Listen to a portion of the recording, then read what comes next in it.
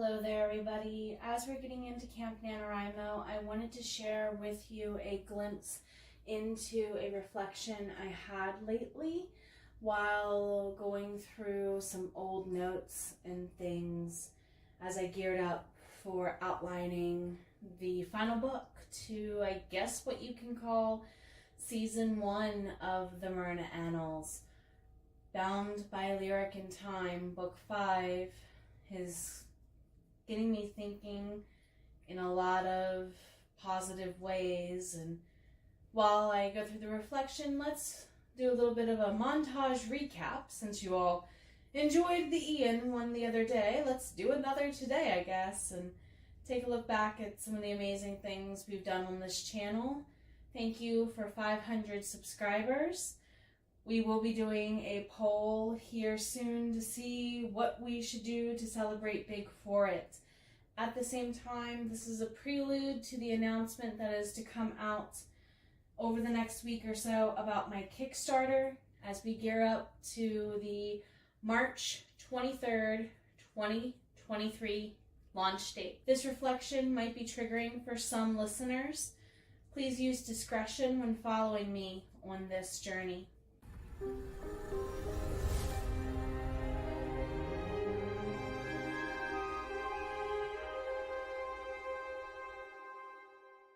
March 13th, 2020. I warned you. Click away if you like. The entire world shut down, a rare occurrence to be sure. Once a century even. I was teaching 8th grade developmental reading at a middle school in West Virginia's Eastern Panhandle at the time. And every morning, Monday through Friday, I was waking up around 4 or 4:30 a.m. I lived in the valleys of Mountainside, Maryland at the time, and it was a 75-minute one-way commute. Needless to say, with everything going on in education, I was on the verge of a breakdown. I hadn't written anything seriously since I was in college, circa 2011 or 2012. The swath of time without Nephtyri in my life had been harder than I realized. Her journeys sat locked away on jump drives that I fruitlessly toted back and forth everywhere in my purse or my teaching bag or on vacations, just in case I had the energy and needed to back up copies for whatever reason. Truth be told, teaching is really draining on the creativity when you are naturally a creative person. I didn't leave anything behind for myself, and needless to say, now I feel like I waited too long some days to begin working on my craft. Let alone the fact that Nephtyri sat waiting for me in quiet, not fully appreciated, and totally locked away, a waste of potential. On March 13th, 2020, I left work that day like I did most Fridays, and I went home exhausted. I looked at Cody in tears, and when I walked in the front door, I wondered how I was going to make it through until the end of the school year. Sure, I had spring break to piece my mental health back together for just a few months longer, but would it mean just spending summer wondering where I'm going to work and how are we going to afford to pay the bills if I couldn't stay at this school for my own safety or find a new contract? With the brunt of a statewide teachers' strike in West Virginia sparking a national wave of similar behind us, I, as a teacher on the front lines, working with some of our most at-risk students, didn't see the benefits of staying in the profession I once loved. We could not afford to buy a house, I could hardly afford to pay my bills, and the debt from trying to conceive a child was looming gravely over my head, just as much as unpaid student loans were for me and others. I realized earlier this school year that the profession would never love me back and would never support me in the ways that would allow me to stay healthy and to support my family, not in the ways that it used to for teachers who came before me. I also didn't see a way out of the situation I landed myself in. A student had been making several documented, credible threats against my life most of the school year, and going back to work after spring break was another opportunity for plans to be placed into motion. The very same plans the student kept track of on paper in their own handwriting, copies of which administration kept on file, just in case they followed through.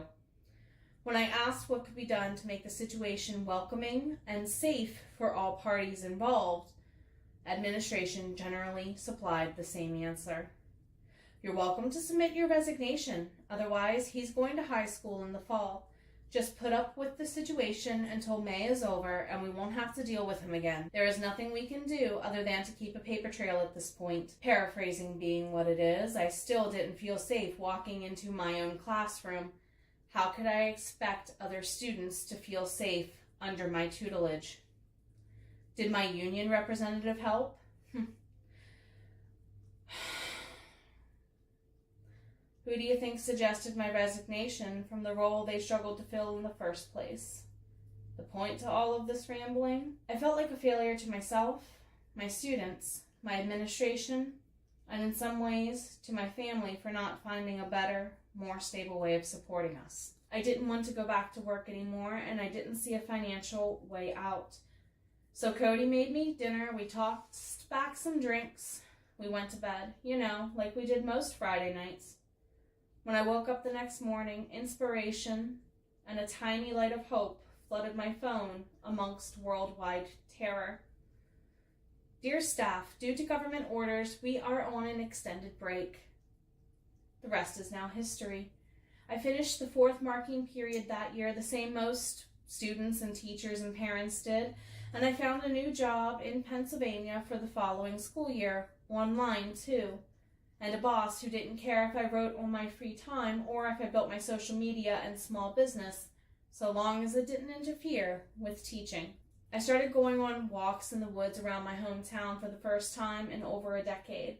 I was cranking out 10K plus steps a day in the classroom physically. Why not keep up?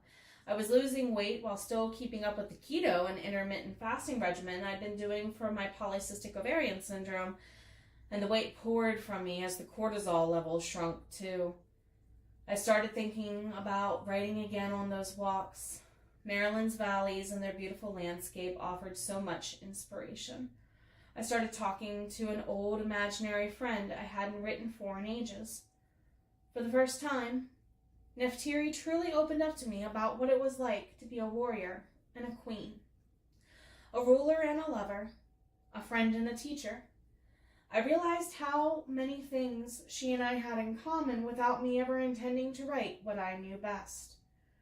That's when the question changed from, why am I not writing anymore?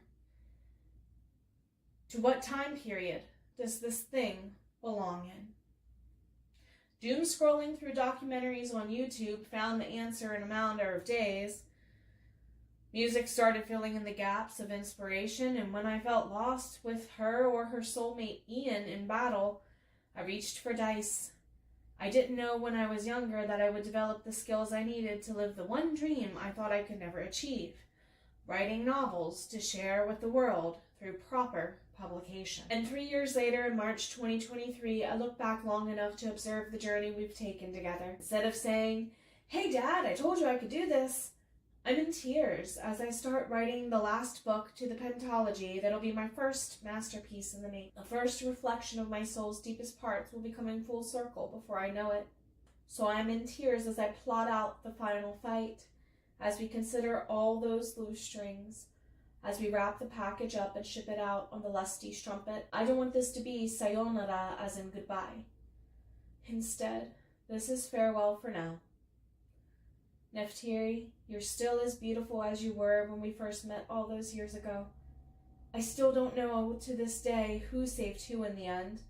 Am I saving you and Ian and the others by writing the story you've picked me to be the bard for? Or did you save me while I tried to repair my own sanity?